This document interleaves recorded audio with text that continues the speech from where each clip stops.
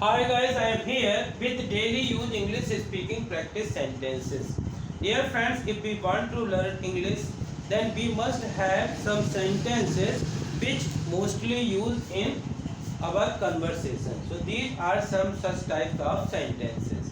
तो यदि आप भी इसी प्रकार के सेंटेंसेस के थ्रू इंग्लिश सीखना चाहते हैं तो प्लीज़ सब्सक्राइब कीजिए पंकज इंस्टीट्यूट ऑफ इंग्लिश तथा इसे ज़्यादा से ज़्यादा लाइक और शेयर करिए। Our first sentence is I just brought it yesterday. कभी कभार कोई भी चीज़ देख करके कोई हमारे यहाँ आता है, चीज़ देखता बोलता बड़ी सुंदर चीज़ है और आप उसको कहना चाहते हैं कि मैं इसे बस कल ही लाया हूँ, तो इसको इंग्लिश में बोलेंगे I just brought it yesterday. Next sentence है He will believe in a minute.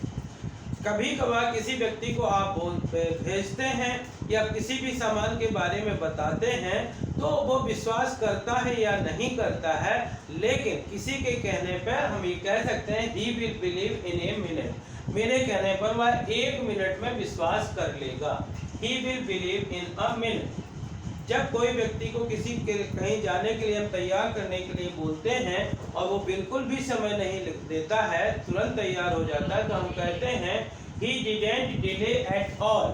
मतलब उसने बिल्कुल भी देरी नहीं की, या उसे he didn't delay at all, उसने बिल्कुल भी देरी नहीं लगाई. नेक्स्ट सेंटेंस है he looked at me. जब किसी कोई व्यक्ति हमको विशेष तौर पे देखता है तो हम कहते हैं he looked at me.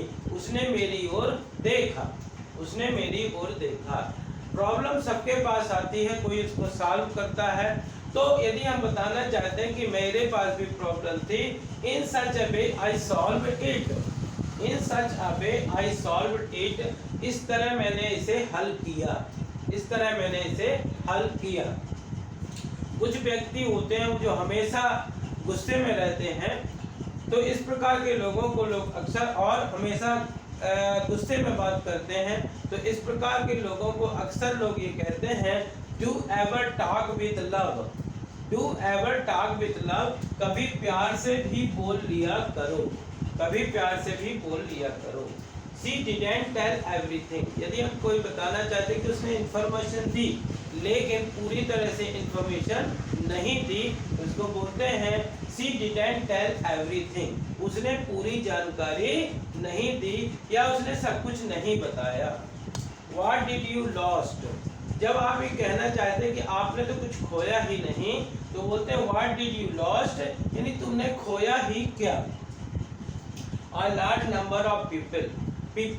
जब बहुत सारे लोगों को हमको बताना कि वहाँ पे बहुत सारे लोग इकट्ठे हुए, तो हम बोलते हैं a large number of people, यानी अधिक संख्या में लोग.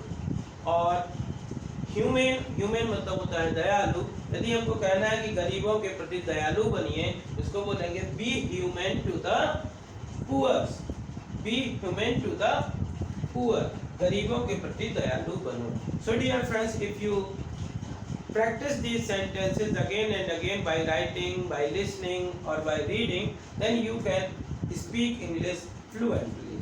I hope कि आपको इस प्रकार के सेंटेंस पसंद आए होंगे.